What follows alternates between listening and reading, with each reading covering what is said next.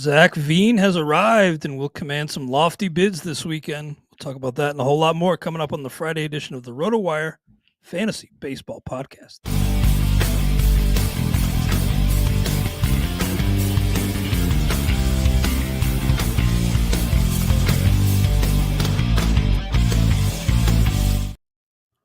Welcome to the RotoWire Fantasy Baseball Podcast. We're brought to you by Vivid Seats.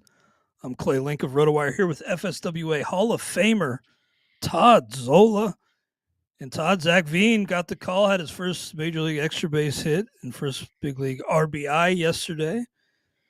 Ends up going in the RotoWire Stake League for $23 out of $100 last night. And I think the excitement is pretty palpable here with Zac Veen. Made a case in spring training, didn't quite make the cut to head north with the club. But this is a guy who's stolen as many as 55 bags in the minors, and he's been limited by injuries the past few years. So I think I settled on about 18 out of 100, but didn't quite get him.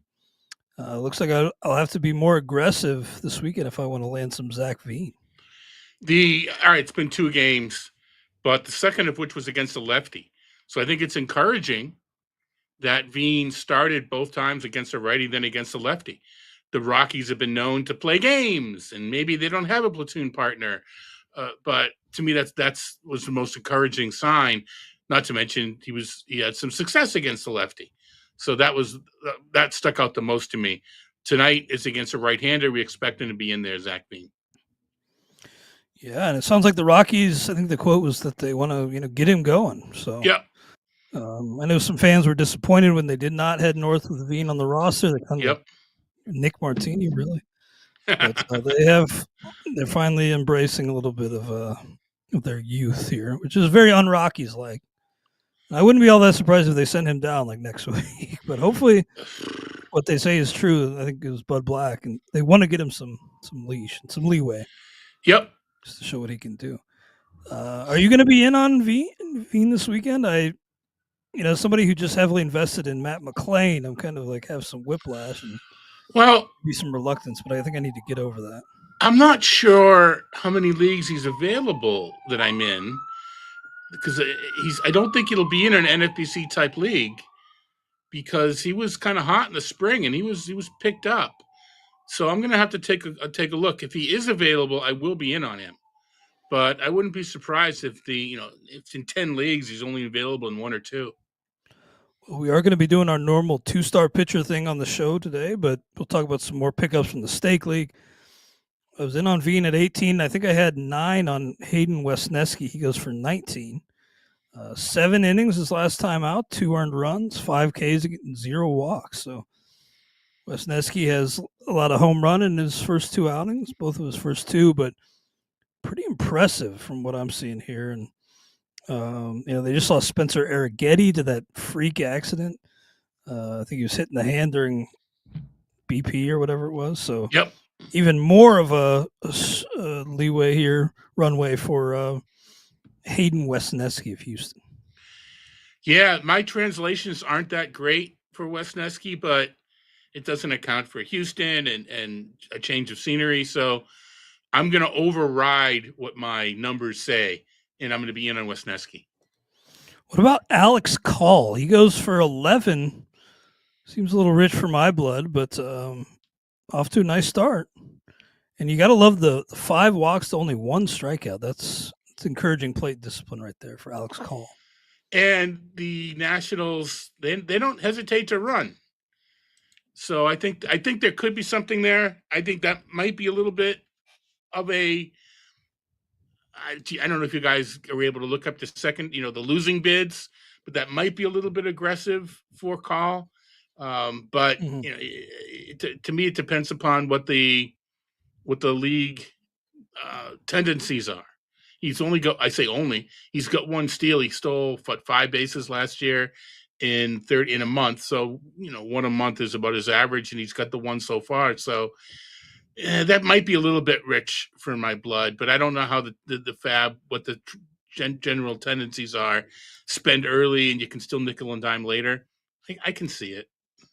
Yeah, that seems to be generally the approach for most managers in this league. It is a 16-team mixed league. Remember that. So and with two active util spots and only one catcher. So these types, especially when they're hot, go for around that much. Chad Patrick, Milwaukee Brewers, goes for 8. Zach McKinstry for 7. Another guy who's off to a pretty nice start. I think he only had a buck on McKinstry, but he has eligibility at I think 3 spots in this league. And I know the Tigers just got Gleyber Torres back today, but figure they find a place for McKinstry as long as he's swinging a bat like this. Yeah, I don't know how long a leash Torres has. Yeah. So I'd let you mention the eligibility. I like McKinstry. If you don't have a lot of if you don't have multiple eligibility, when drafting, if I didn't draft a lot of multiple eligibility players, I always look to get McKinstry a little bit later, knowing that he can make up for my deficiencies. Brian De La Cruz goes for 6 here, and I think I did have a bit on him, in large part because Atlanta's at Steinbrenner Field this weekend, which is playing extremely hitter friendly. I'm taking the overs there until further notice. And actually, speaking of Atlanta, I got Sean Murphy at 3. Again, this is only a one catcher league, but my number one catcher, Gabriel Moreno, has been kind of stinking up the joint. Hitting for a decent average, but completely empty. Sean Murphy, meanwhile, out of the lineup today, but homered in his debut and seems to be pretty clearly the number one there over Drake Baldwin, who had a nice camp and really impressed the staff and his coaches. But they still want Sean Murphy to be the number one, it seems like. Well, I mean, he was a bell cow with the then Oakland, I guess, still the Athletics. And I was a little surprised that that Atlanta hasn't used him more. But they just love Travis d'Arnaud, and d'Arnaud's gone. Well, so Murphy's missed a lot of time due to injury. Yeah, well, there's that as well. But even when healthy, in the playoff run, the Braves sort of was a timeshare. And I thought Murphy could be a bell cow offensively and defensively. So, as you mentioned, Baldwin did not do himself any favors. Would not be surprised at all if he gets sent down, if he continues to struggle. I don't know that you want Drake Baldwin as a backup, and I don't think he's shown he's worthy of a timeshare right now either. Easton Lucas picked up here let's double check here, for 5. Now, the Blue Jays and Orioles rained out today, but Easton Lucas has been pitching well enough to stick in this rotation. That game's being made up until late July, so given how well Bowden Francis and Lucas have pitched, I assume they just push everybody back, keep everybody in that rotation for now. And who knows when Max Scherzer is going to be back. So, Easton Lucas, 2 shutout performances so far over, not shutouts, but 10 and a third total innings of shutout ball. 11 strikeouts, only 3 walks. So you buying what Easton Lucas has done so far? So far, I mean, it took a while Bowden Francis impressed us during the spring, then kind of was slow going. I mean, you mentioned Bowden Francis. We've seen it before out of a Toronto Blue Jays pitcher. Maybe they know something. Maybe they see something. So he's still a streamer for me. But yeah, I think you have to be, and if you're looking for starting pitching for whatever reason, I think he has to be on your string this weekend. I'm not surprised that the game is made up in July. There's 2 divisional opponents who will meet each other a couple more times, and the weather's still going to be kind of cruddy this weekend. So let's not take any chances. Let's just make up a game where it's going to be warmer in July. To me, that makes sense. We had a question in the chat from Roxana about Anthony Santander, I believe it's pronounced, and I think there is still plenty of reason to be optimistic. It hasn't been a pretty start for Santander, 494 OPS, but small sample, 44 homers a year ago, also top 30 in 2022. So I think this is a situation where patience is warranted with Santander. Patience, and that might be the key, in that he's a little impatient. Maybe he's pressing. 17 strikeouts, 62 plate appearances. That's a bit higher than Anthony Santander usually. Well, it's kind of a lot higher. He's been new around contract. Yeah, exactly. He's been around 20%. The walk rate's okay, so maybe he's pressing a little bit. So I'm not as concerned. I mean, long term, I think Santander will be fine. Santander will be fine. Were we going to see 44 homers again? Probably not. That was, it was 11 more than his previous career high. But I'm not panicking on Santander. No. Our friend Uncle Ted mentioned that Quinn Priester looked good yesterday for the Brewers. That Brewers staff just decimated. And they reached out to Boston and got Quinn Priester. I was still waiting to see their confirmed starter for today. We have Jose Quintana in there, but just absolutely decimated for Milwaukee. So we'll see if Quintana ends up coming up today. Milwaukee gave up a pretty good prospect to get Priest. That's how desperate. Yeah. It's like their number 6, 7, or 8. I mean, it was a lot better prospect than one may expect for a Quinn Priester. I thought that was kind of interesting. Yeah, it's funny. I think last weekend, Saturday, they got rained out, and just adjusting the projected starters, I'd put Quinn Priester in for the Red Sox. And the next thing I knew, he's like in there for Milwaukee. I was like, what happened? Yeah. And I see, he was traded. So Milwaukee doing what they can to get by with the arms right now, and not a great sign when your depth is tested this much this early. By the way, Chase Meidroth, I did look him up on, and I think I pronounced it wrong actually. Meidroth. Let me double check. I had Baseball Reference up to check, but Meidroth, Chase Meidroth, another guy like Veen who was kind of making some noise in the spring. Not as highly touted as a prospect or anything, but Chase Meidroth now with the White Sox and in the lineup today. Not leading off as some might have hoped, but in the lineup and should play quite a bit. Shortstop. That's where we had him earmarked because there's holes in both middle infield positions. Yeah, I mean there were some Dustin Pedroia comparisons. Let's back off those folks. That was because he was in Boston. Neither guy are very tall. I mean, Pedroia was, I'm not going to call him Hall of Fame, not even close, but he was an MVP candidate for a few years. Let's slow down the Chase Meidroth, Dustin Pedroia comparisons. I had not even heard those. Well, maybe because I'm in Boston and I heard those, whatever. Maybe I'm over. Very irresponsible. Slap that on. I'm overreacting. All right, so I mean, Chicago, as poor as they are, they're down Ramos and they're down another infielder. I'll get the name will come off of me in a moment. They're down Andrew Benintendi. They're down Mike Tauchman, who just went on the IL. This is a poor offense. Do they need a spark? They need more than a spark. They need a volcano. Mm-hmm. Josh Rojas was the other guy I was thinking about for the infield. So, does Meidroth kind of provide a spark? Hopefully. But let's temper expectations.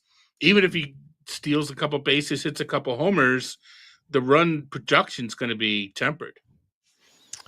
Yeah, then I picked up Justin Henry Malloy, and of course he's not in the lineup today, so that's fun.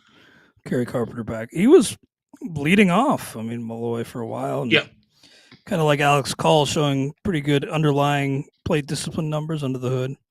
8 walks to 10 Ks, but I just swapped him back out of my lineup. So it was kind of my fault, like way down the list, but maybe Justin Henry Malloy's opportunity to play regularly drying up. Landon Knack then for 4 as well.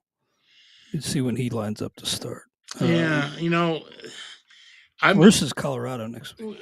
Talking with him, with Eric Halterman, kind of believes that any Dodgers pitch is worthwhile. I'm out on Justin Robleski till he shows more, and I'm not. Knack to me is not automatic unless it's at home in a points league where wins matter. I don't think we can just plug Dodgers pitchers in there. I need to see it from Knack, but I am more optimistic about Landon Knack than I am about Justin Robleski. All right. Well, we will get into our 2-star pitcher grades for next week, but let's pause briefly for a prepaid word from our sponsors.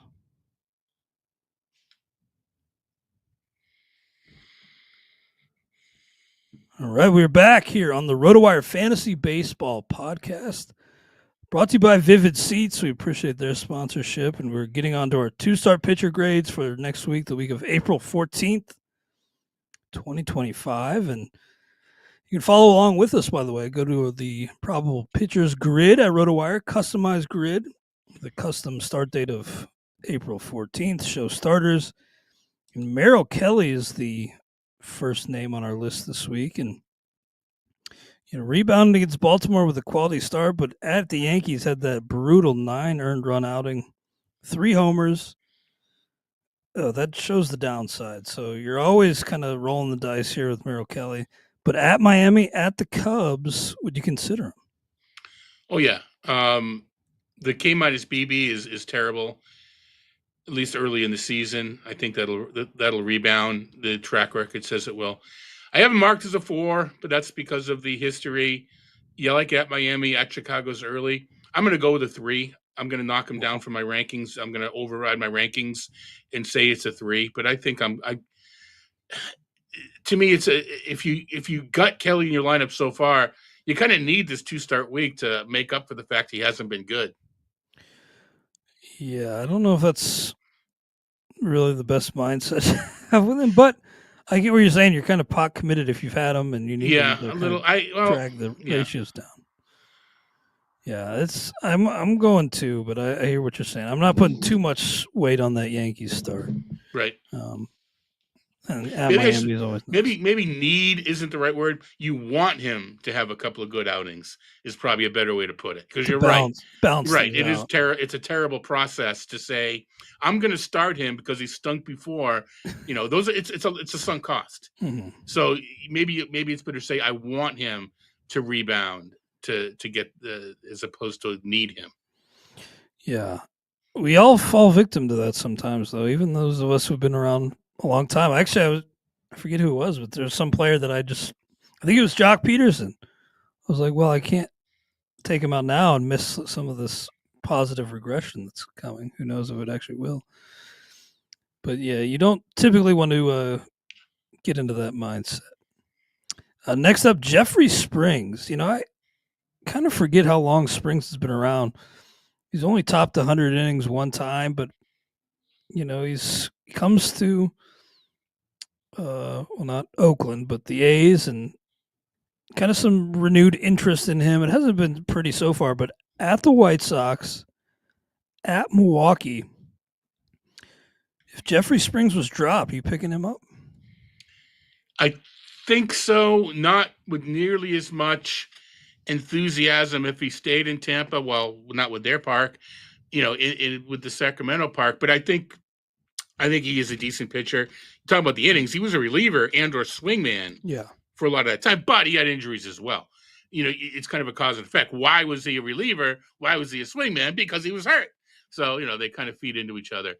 To me, I'm going to have him in the same class as I just did with Kelly, in that I have him ranked as a 4, but I'm going to grade him as a 3. Okay. I had a 2, but I got you down as a 3. So you said 3 on Kelly, right? Yep. I'm getting those. I'm going with history. The numbers mixed up on the sheet here, but I got it corrected. All right. Of course, at the end, we will go through all of our grades. Now, for Atlanta, Grant Holmes, they should get Spencer Strider back. How about that? Looks like next week. 13 Ks in his most recent outing. Heard the velocity may not be all the way back for Strider, but looks pretty much ready to roll. So pretty exciting for them. And they need him.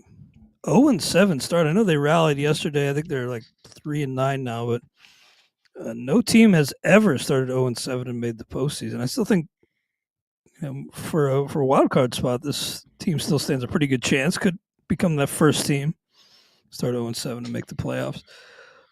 They need Sale to up the dominance, though. Last year's Cy Young winner has been a little shaky. Grant Holmes tentatively at Toronto versus Minnesota.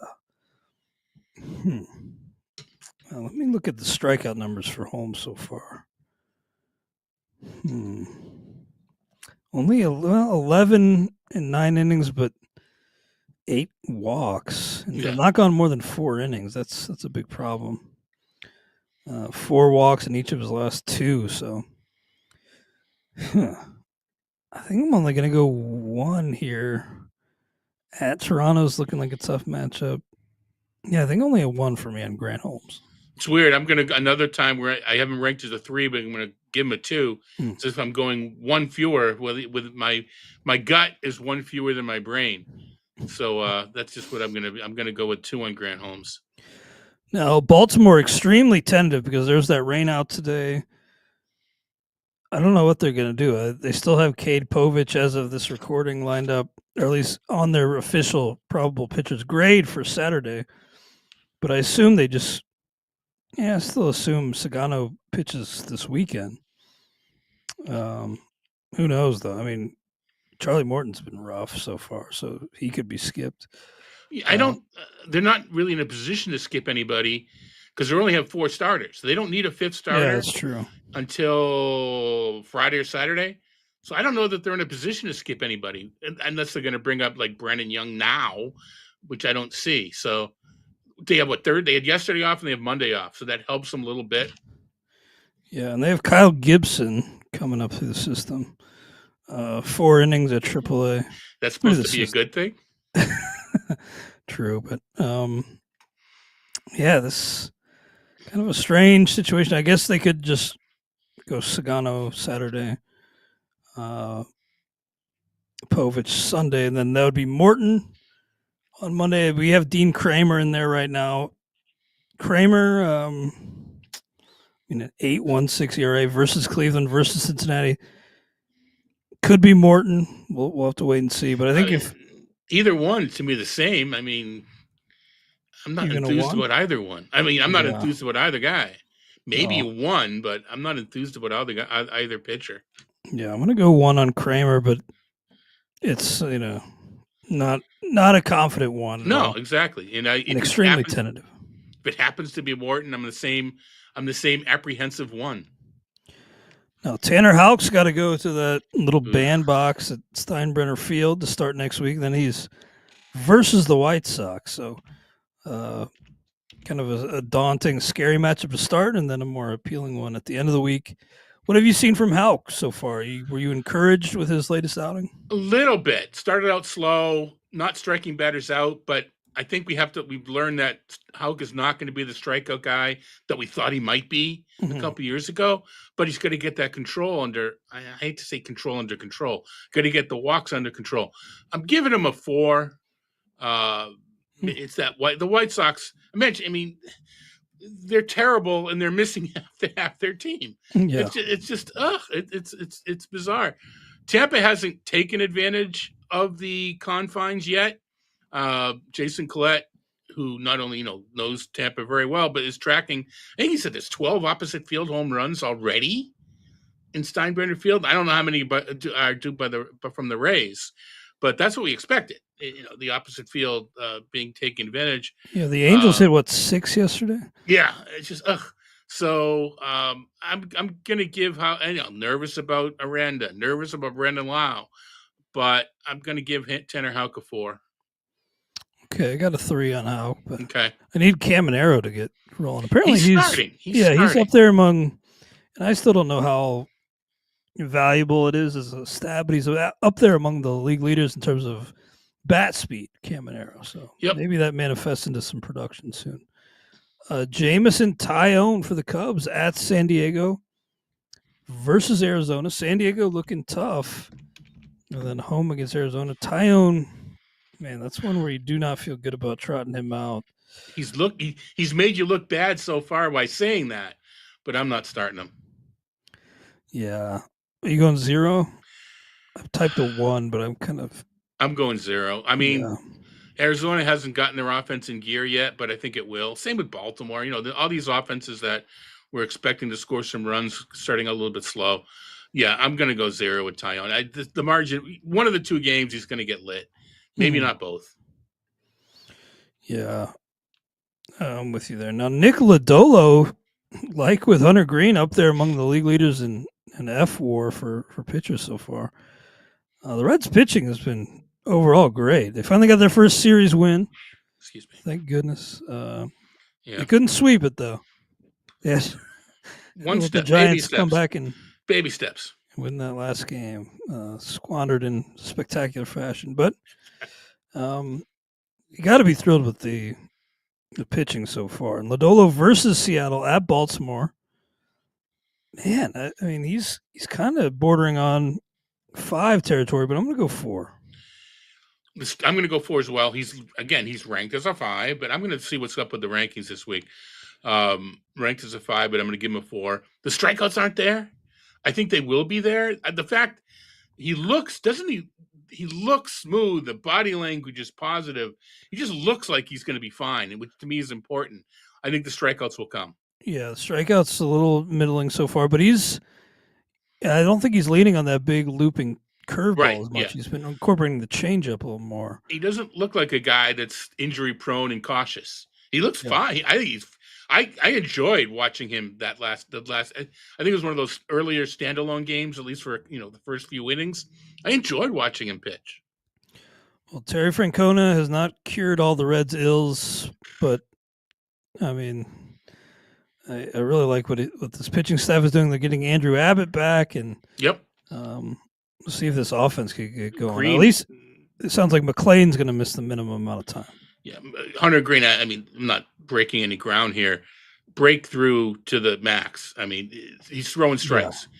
He's throwing strikes like it's nobody's business. I was kind of annoyed, by the way, seeing that. Well, not super annoyed, but Noelfi Marte was not in the lineup today.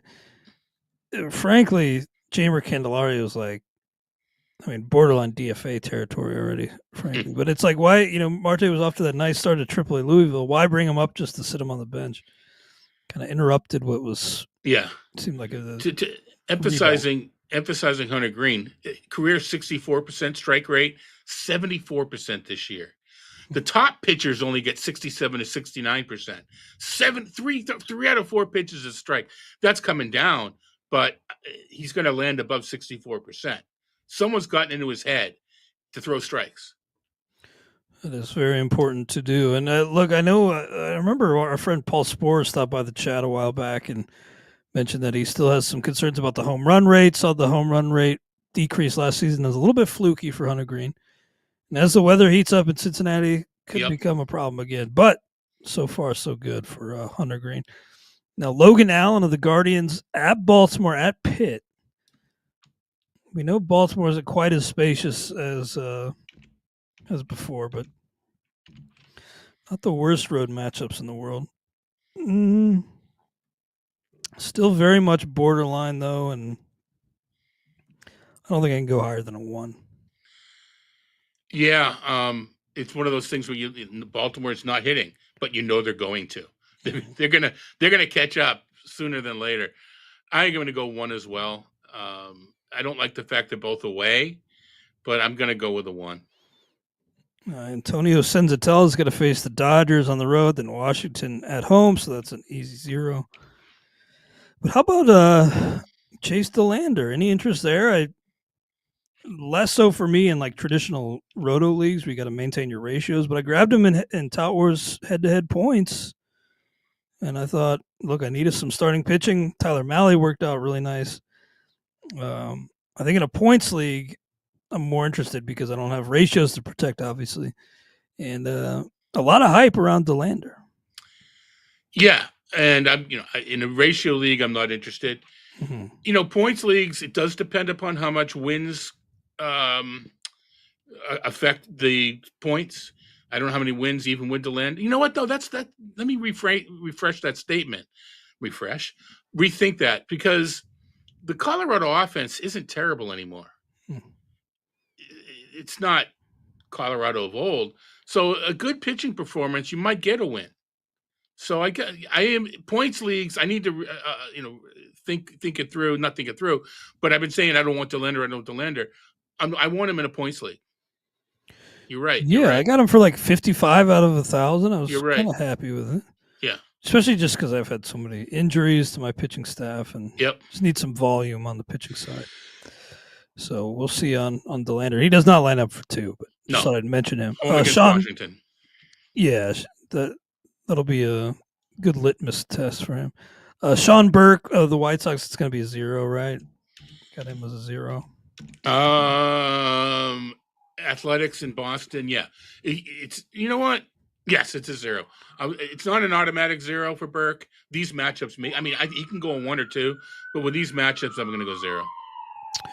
Tarek Skubal, 5. I mean, at Milwaukee versus KC, he's, in my opinion, still the top arm in the American League. So Yep. that's a 5. And then what about Jack Flaherty? A little bit of a tougher call. He's been brilliant so far, though. At Milwaukee versus KC for him as well. And I wasn't in on Flaherty in draft season. I'm regretting it. I think I'm going to go 3, but I think he has a case for a 4. I think he's a 5. Wow, really? Yeah, I do. I think he's a 5. Okay, I know we typically like to reserve those for the top echelon, but you see him up there, huh? I do, and he hasn't done anything. I mean, keeping in mind that we've talked about this, that previous to the trade, he was matching Tarek Skubal's skill for skill. So I'm an inflate. I don't have him in a ton of places. I think I got him in an auction, maybe even mixed out because the price was right and they needed a third starter. I'm not afraid of at Milwaukee. I like home against Kansas City. I don't love Milwaukee as a matchup, but they haven't gotten it going yet. When Bryce Terang is your main power hitter, wow, that's a great story. That's a great story. But even so, Milwaukee does not scare me. Yeah, I know you've mentioned that Milwaukee American Family Field plays pretty hitter friendly nowadays, right? But overall, that offense doesn't strike much fear. Yeah, it's one of the best home run parks. Yeah, it's a good park, but depend time of the year, open, closed roof, et cetera, et cetera, et cetera. I was pretty encouraged by the Christian Yelich homer in Colorado earlier this week. Yeah, smacked the hell out of that thing.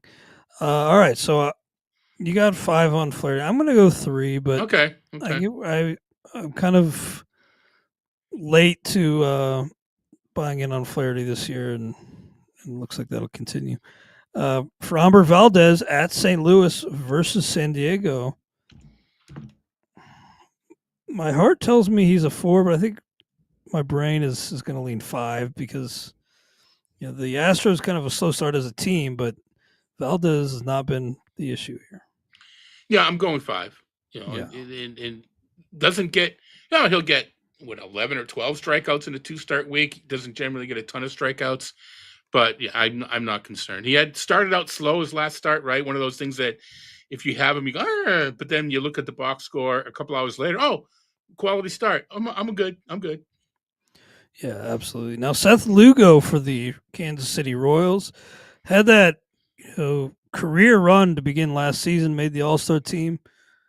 Since the All-Star break last year, he's been more of the Seth Lugo we had come to expect, and now he's got to go into Yankee Stadium, then at Detroit. The one at Yankee Stadium sure scares me, but I have him in the main event. I think I have him in online championship as well. Probably starting him, but this feels like a 3. Like I don't feel good about it, but I'm probably starting him. Yeah, I just realized why I may have all my rankings. I have not incorporated rest of season, both for hitters and pitchers and teams. And even though it's only 2 weeks, it doesn't move a lot, but it could move them enough that they're going to change the rankings. And I am hopefully, knock on wood, going to incorporate them in the next set of rankings. Definitely the update, if not the first posting. But anyway, I got Seth Lugo ranked as a 4, but I'm going to say a 3. Such a low margin of error, and he's walking batters. The strikeouts, he doesn't strike anybody anyway. He can't walk batters because he's going to give up a couple of home runs, not a lot, but there's already enough traffic because Kauffman Stadium gives up traffic. I know these are on the road, but he can't walk batters, and so far he has. Yeah, that's if you're walking batters with Seth Lugo's stuff, you're walking a pretty fine line. Yeah. What about Michael Wacha? Definitely going to be lower than Lugo. 0-2 with a 4.20 ERA. Same matchups for him at the Yankees, at Detroit. I'm going to put a 1, but it's kind of like a 0.4. So I should probably round down to 0. Oh, gosh. I'm going to go 1 as well. He's ranked higher again, but I don't trust it. I would not use him if I had him. I've never been a Wonka fan. I think he teeters an even finer line than Seth Lugo does. These are a couple of guys that have outpitched their peripherals, and usually you do it until you don't. And I think he's finally gonna catch up.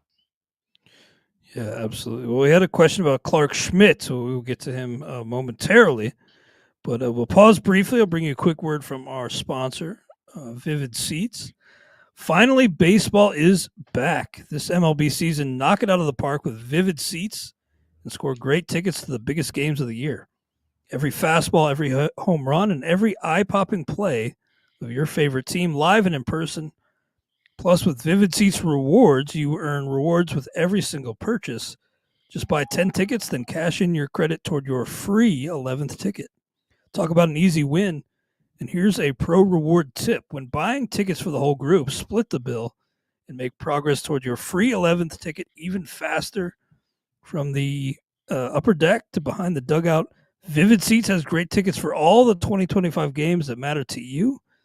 Just visit vividseats.com or download the app today. Vivid Seats. Experience it live. See vividseats.com/rewards for terms and conditions. You got any plans to get to a game yet this season, Todd? I haven't been to a Red Sox game in a while, and I don't have any plans.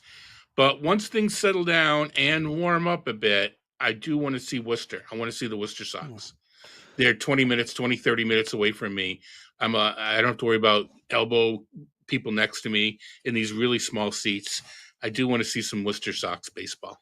I was tempted to drive over to Milwaukee when the Reds were in town. They're about, it's about an hour, 15, hour, 20 minutes away. Not a far drive at all, but I did not do it. Next time the Reds are in town, I might have to hit up Vivid Seats and here you go. Go cheer on those Red Legs. Back to our two-star pitcher grades here. Yusei Kikuchi, not a great start to his Angels career, but the Angels, surprisingly off to a decent start. They're hitting. Yeah, they are. Well, let's see. They are 8-4. And Kyron Paris is off to a really nice start. But Kikuchi at Texas versus San Francisco. That San Francisco team's pretty good. I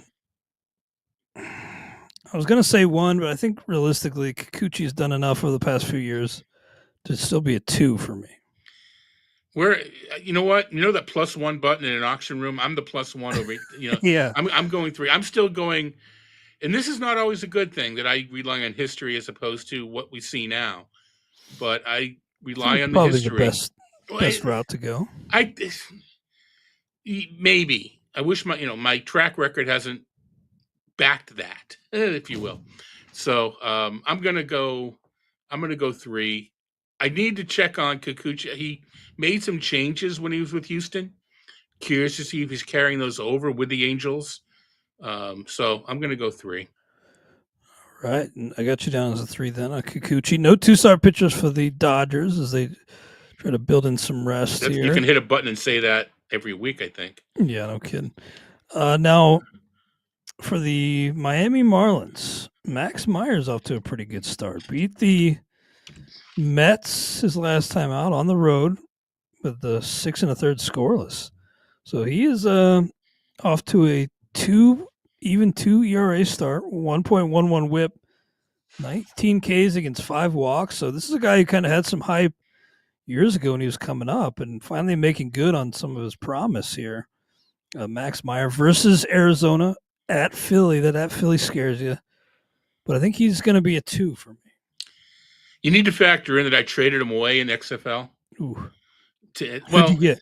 You don't want to know. I got Ty France and an upgrade and a draft pick.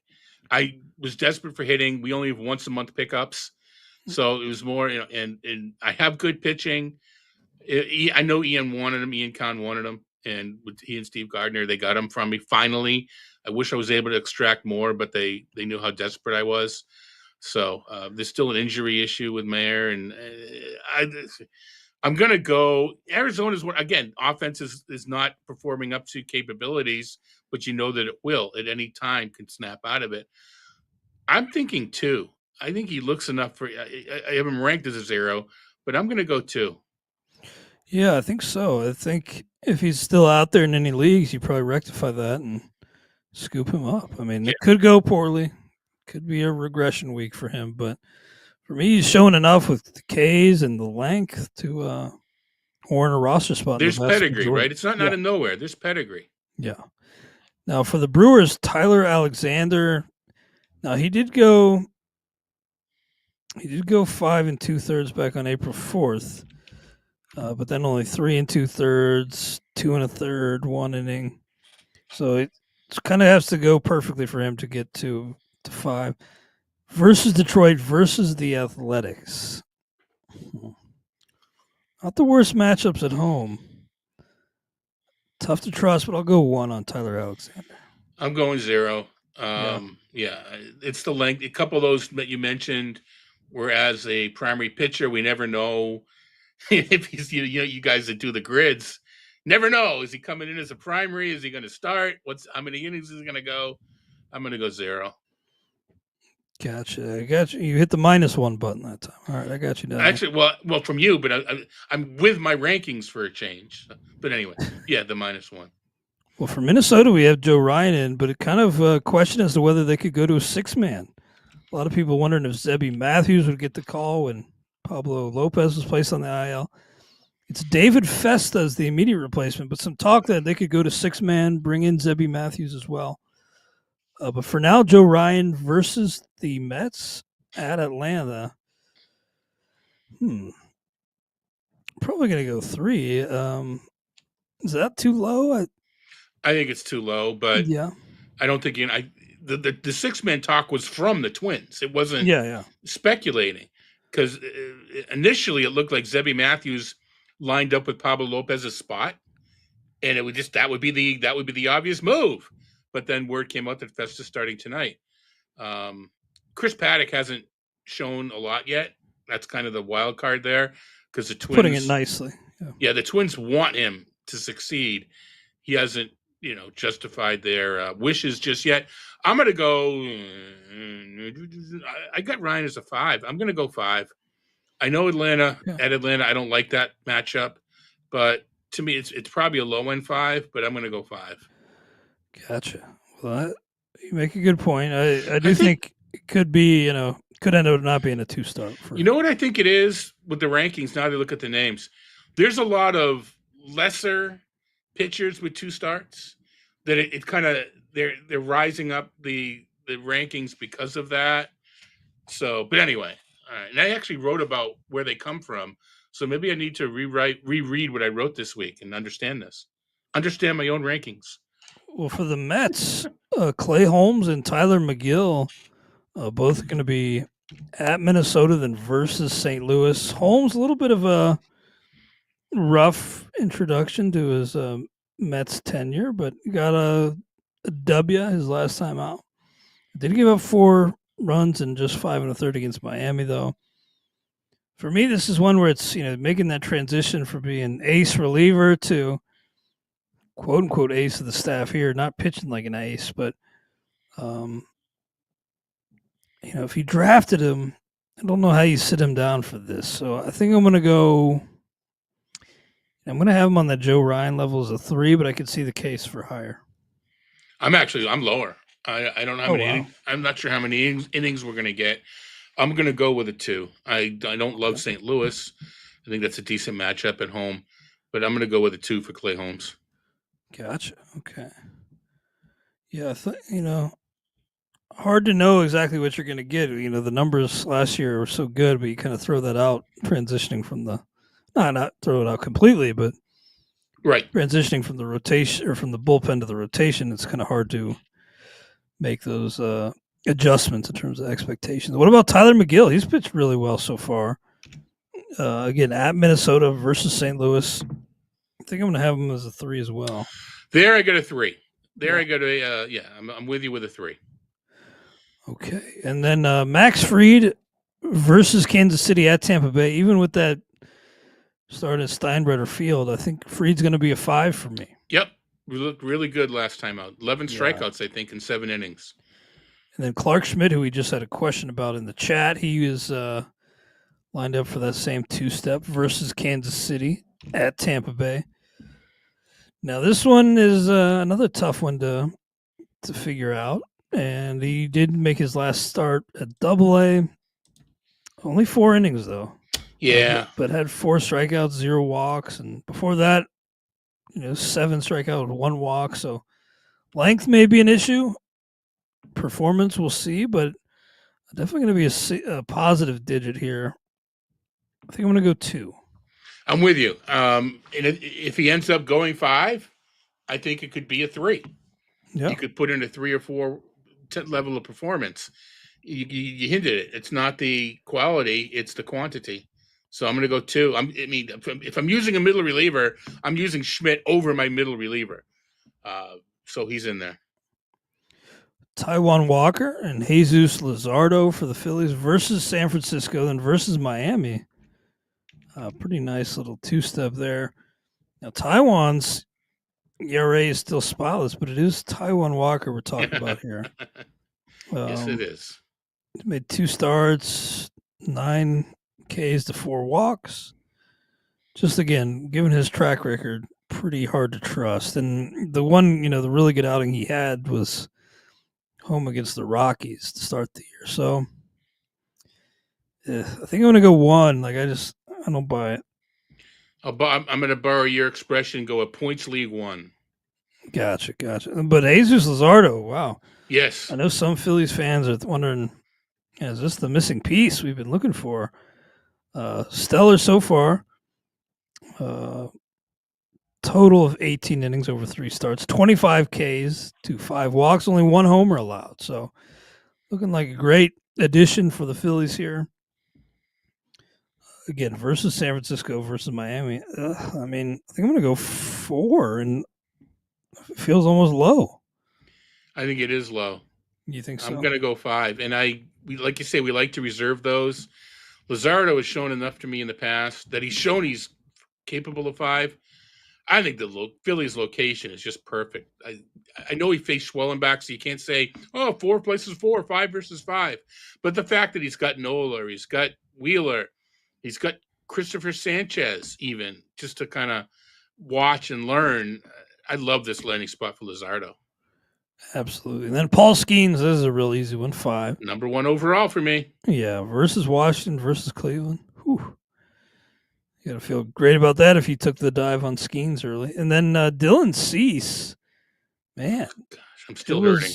Yeah, he was kind of the talk of the baseball world earlier this week when he was getting rocked by the A's. Now, that was in West Sacramento where the ball's flying, but 9 earned runs on 9 hits.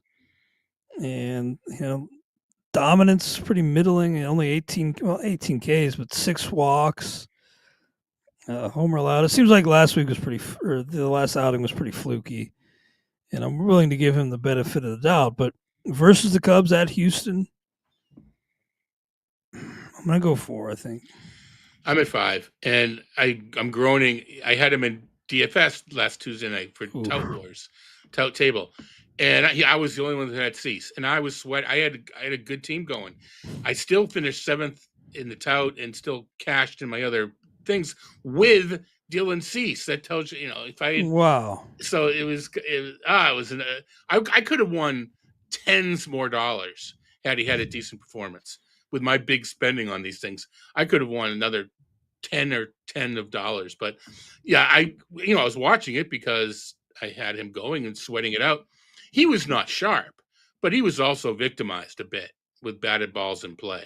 The team did not help him out, but he didn't kind of step up and say, all right, you're not going to field that. I'll strike the next guy out. He didn't do that either. Well, Luis Castillo is going to return to Cincinnati. Hopefully that's, it's nice and warm because the narrative, yeah. Had some issues during his time there, but pretty nice start here for Luis Castillo at Cincinnati, at Toronto. Kind of some, I say tough matchups, but the Cincinnati offense is pretty rough. So even though the park is favorable for hitting, yep, I think generally it's a plus matchup still. I want to turn this one over to you to start. Is he a 5 for you, Luis Castillo? No, to me he's a 4. Cincinnati will break out at some point. I'm just happy the other Luis F. Castillo has been farmed. I don't use VLOOKUPs a lot, but it was getting in the way. And even if he wasn't going by F, that was going to be my nickname for him anyway. Yeah, I get where you're going with that one. By the way, some people think I like just blow off your jokes sometimes. Usually I'm like looking ahead. It's not like I mean to bury your You would jokes. you wouldn't be the only one that blows off my jokes. It's all good. Yeah, usually I'm like looking ahead to the Yeah. next team It's or whatever, but it's all good. some people were reaching out like, "Oh, about some joke you made," and I just completely no sold it. But did not mean to throw that in your You face. you you Hulk Hogan my joke? Doesn't work for me, brother. Landon Rupp for the Yeah. Giants. Took the losses last time out, but overall, been pitching okay. I still kind of want to see Hayden Birdsong I do eventually. too. And Rupp, while he's been good in terms of run prevention, does have a 150 whip, so dealing with some traffic there. Verlander, he made his second start against the Reds, and it was not pretty his last time out. So 5 earned runs, did strike out 9, and the Giants came back and won. But definitely not anything like the No. future Hall of Fame pitcher. No. So Rupp at Philly at the Angels. Ugh. I think I'm gonna go 1 on Rupp, 1 on Rupp, 2 on Verlander. I think I'm 2 in both. I want Birdsong over Landon Rupp in there as well. Birdsong's pitching well in leverage spots in relief. I'm a little worried. Yeah. Are they going to make him a reliever? I hope not. I want to see him starting. Me too. I was a little surprised that Rupp doesn't strike anybody out. The Angels are hitting, but again, if I think Baltimore's eventually going to hit, I have to say the Angels are going to slow down. Kyron Paris. Well, we had 2 Trout out of here's yesterday, or Trout of here. Is that the call? Yeah. It's Trout of here. It's you know what? It's good to see Mike Trout. No, he's not hitting for average, but it's good to see him playing. He did hit a couple homers the other day, but man, he's just lost in that team. Yeah, two for Rupp, 2 for Verlander. And Sonny Gray is versus Houston at the Mets. So I believe Steven Matz started the year in the rotation or in the bullpen, but is going to be added to a 6-man rotation here. Yeah. But still, with 7 games next week, Sonny Gray will line up for 2. He's 2-0. It seems like I've been waiting for like the fall off with Sonny Gray for a little bit, but for 3 years. Yeah, no kidding. I think I'm still gonna go. I think I'm gonna go 4. I'm at 5. I'm a borderline 5, Wow. and I'm going to give him the benefit of the doubt. I'm going to go 5. Okay, I could see it. It's just not a 5 arm for me, but I see where you're coming from. Houston on the road, I'd be switching, but I like St. Louis as a place to pitch, and at New York, there is no better place to pitch. Well, Safeco or T-Mobile, but it's good. Ryan Pepio for the Rays and Zach Littell as well. Littell 0-3 with a 6.88 ERA. Does not look good. And he's got to face. Well, they both got to face the Red Sox and the Yankees, both at Steinbrenner Field. So that's going to be a brutal 2-step for both these guys. But Littell's going to be 0, just given the not just given the matchups, but matchups and how he's performed so far. Pepio, I've been kind of encouraged overall. Let me see what he's doing in terms of strikeouts. 16 and 16 innings, 7 walks, but 4 homers. Good grief. I guess maybe I think I was conflating him or confusing him with Boz, who has been pitching well, but Pepio not so much. Is he even like a 2? I think I'm going to go 2, but I'm only going to go 1. Yeah, I am a 3, but I'm thinking 1. I mean, you can see some ugly things going on with these games. Yeah. It's hard to. And this is my narrative in the beginning of the year was I'm scared of I'm scared. What am I from the Rugrats? I'm scared of. Yes, I watched the Rugrats with my niece way back when. I'm scared. Tommy Pickles. Yeah, I watched Rugrats. It's a little early for my narrative about getting used to pitching in the outdoors and getting your starts bumped and all that sort of stuff. Long term, I was worried about Pepio. Even now, I guess I'm a little concerned. So I'm going to give him a 1, but I was not a Pepio fan coming in. Taj Bradley was the only guy that I was sort of not worried about. Shane Baz is approaching not worried about territory. Mm-hmm. Yeah, just that park. It's kind of like when are we going to see that? Are we ever going to see those numbers kind of normalized to a normal park factor? It's until further notice. I'm just terrified heading into that park. Yep. Same with Sutter Health Park. By the way, we had a question from Davey in the chat just about Chris Sale and any advice on him. Wait, no problem. Yeah. No problem there. Hasn't looked as dominant, but healthy ostensibly. Yeah. There's another one about Chad Patrick. Yeah. 10 strikeouts, 11 innings, fine. 7 walks and 2 home runs. Yeah, we're talking smoke and mirrors. Yeah, and one of those good outings was against the Reds, like at their low point, right? So, well, that was the latest one, and even then, was against the Reds. Yeah. Even then, it was 3 walks and 4 strikeouts. So it was a decent but not great outing. He just only gave up 1 run. So yeah, Chad Patrick to me is a mirage. Although I hate to say, I don't want so much hate to say that. I'm hesitant to say that with Milwaukee pitchers because they seem to be able to, outdo that. But I'm not confident in Chad Patrick. And then for Texas, we have Jack Leiter returning from his blister next week. So no 2-star pitchers in the grid right now for Texas.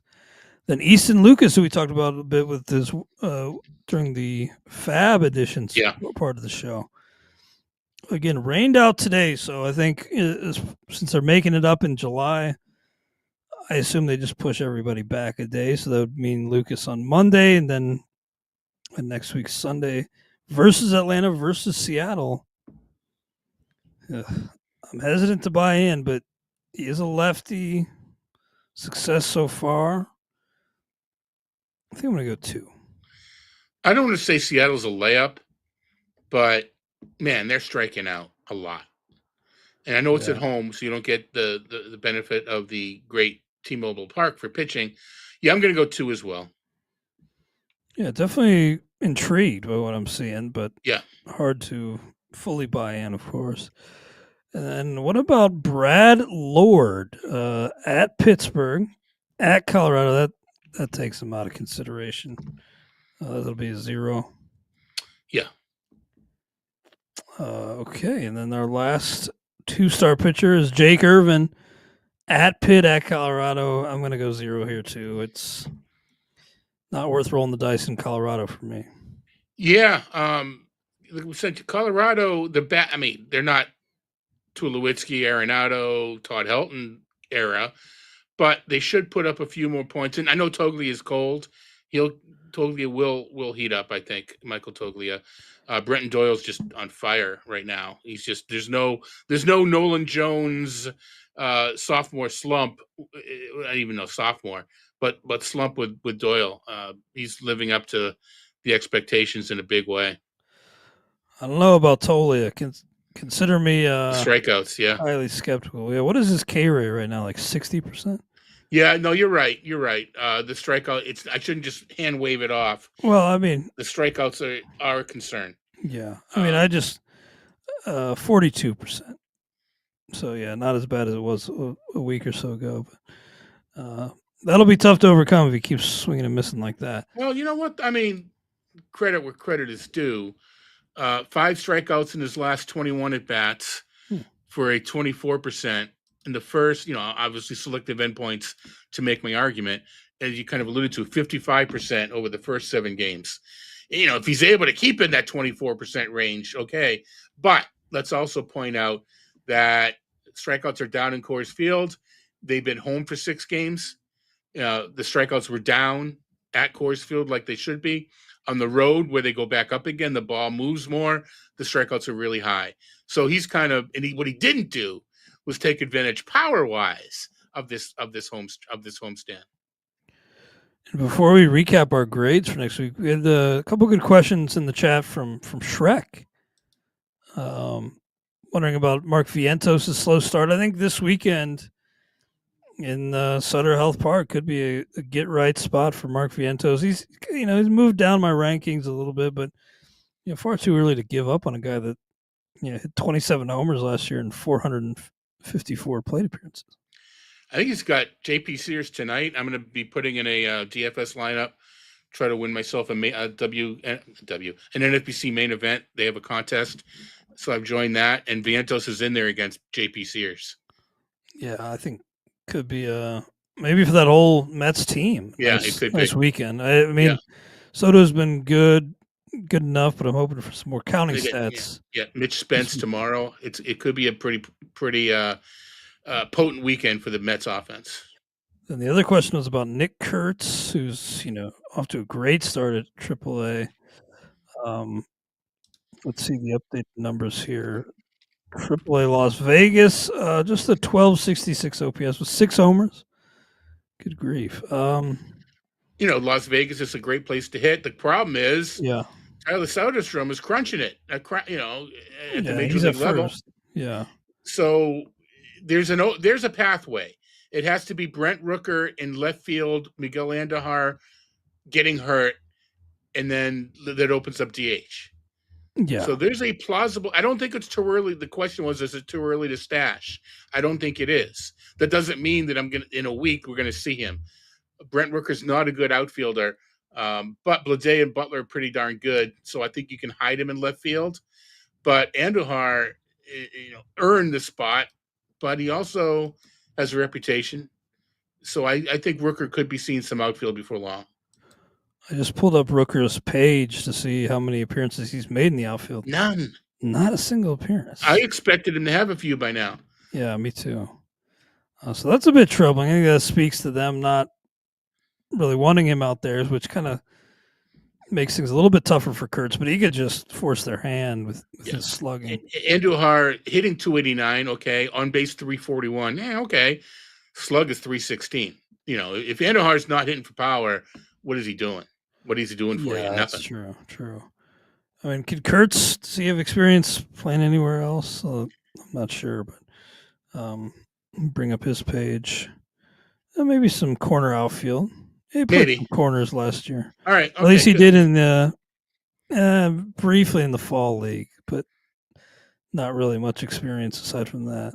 Only one game in the fall league in left field, actually. So that may be a pipe dream or a little unreasonable to think he could start in the outfield corners.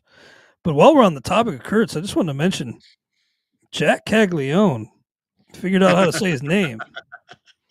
Got his name, I think, right this week. But Jack Caglione, I didn't know for him earlier today because our colleague and friend of RotoWire, Chris Clegg, had a note that the Caglione, did you see this? The batted ball yesterday? Yeah. Batted ball 120.9 off the bat. Yeah. That's unreal. And both of his homers have traveled more than 460 feet.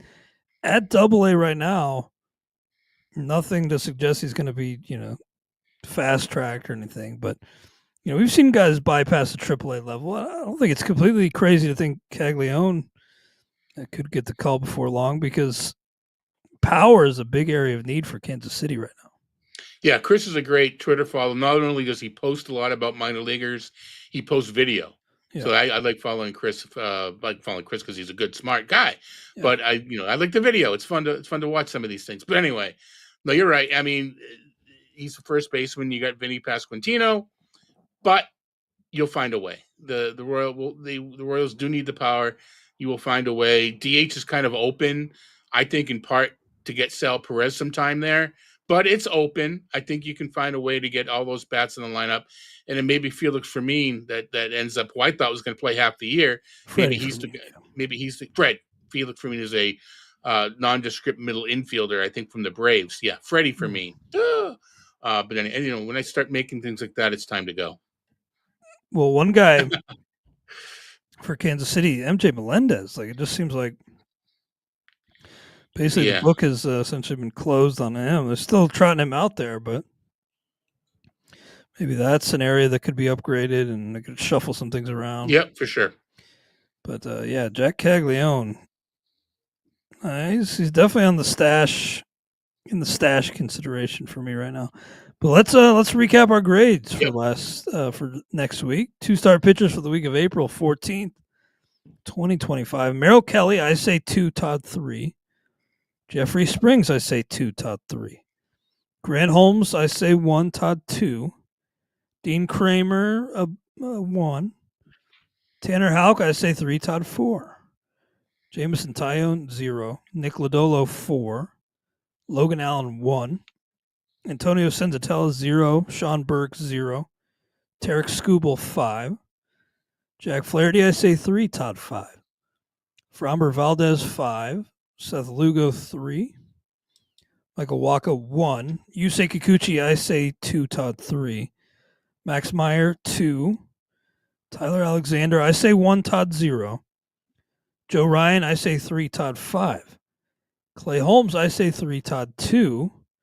Tyler McGill, 3. Max Fried, 5. Clarke Schmidt, 2. Taiwan Walker, 1. Jesus Luzardo, I say 4, Todd 5. Paul Skeens, 5. Dylan Cease, I say 4, Todd 5. Luis Castillo, 4. Landon Rupp, I say 1, Todd 2. Justin Verlander, 2. Sonny Gray, I say 4, Todd 5. Ryan Pepio, 1. Zach Littell, 0. Easton Lucas, 2. Brad Lord, 0. And then Jake Irvin, 0. Really appreciate everybody being with us. Appreciate all your great insight as always, Todd. Anything else on your mind that you want to mention before we sign off? Why was there snow in my car this morning? Whoever put snow in my car, stop that. Nah, things are heating up. Love it. Baseball season. Now remember why we put up with the winter. Things are going, things are fun. So let's just keep it on going. Yeah, I feel your pain here in Wisconsin. It's been just a brutal couple of weeks, but we're almost finally into the end, I think, of winter, the long winter. Well, thank you guys for being with us, and yeah, I really appreciate everybody coming to hang out in the chat. Good questions and good comments as always. And we'll be back with you next Friday on the RotoWire Fantasy Baseball Podcast, brought to you by Vivid Seats.